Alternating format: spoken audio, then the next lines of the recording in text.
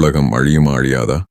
இந்த உலகத்தில் சில பேர் கேட்கிறார்கள், குற்றவாளிகள் தண்டிக்கப்படுவதில்லையே?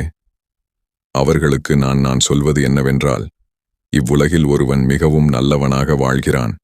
ஆனாலும் அவன் மிகவும் சிரமப்படுகிறான். அவன் செய்த நன்மைகளுக்கான பரிசு உலகில் அவனுக்கு கிடைப்பதில்லை என்பதை நாம் பரவலாக காண்கிறோம். அதுபோல ஒரு மனிதன் அனைத்து தீமைகளிலும் மூழ்கிக் கிடக்கிறான்.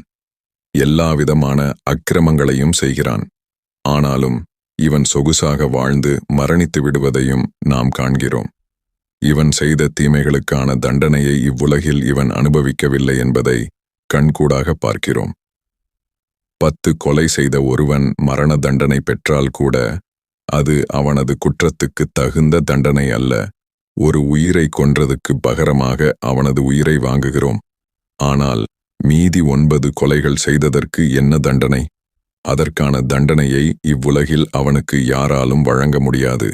எனவே இது போன்றவர்கள் தமது செயலுக்கேற்ற தண்டனையை அல்லது பரிசை அடைய வேண்டுமானால் அது இவ்வுலகில் அறவே சாத்தியமற்றதாகிவிடுகிறது. இதன் காரணமாக தீயவர்களை பார்த்து மற்றவர்களும் தம்மை தீய செயல்களில் ஈடுபடுத்திக் கொள்ள ஆரம்பிக்கின்றன. யாரும் தன்னை பார்க்காத வகையில் குற்றம் செய்துவிட முடியும் என்று குற்றம் செய்யும் மனிதன் நம்புகிறான். அப்படி யாராவது பார்த்துவிட்டாலும் அவர்களை சரிகட்ட முடியும் எனவும் நினைக்கிறான். இதன் காரணமாக குற்றச் செயல்கள் அதிகரிக்கின்றன.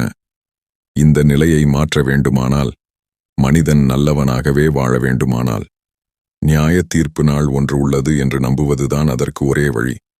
தீர்ப்பு வழங்கக்கூடிய நாள் ஒன்று இருக்கிறது என்று நம்புவதுதான் அதற்கான ஒரே வழி.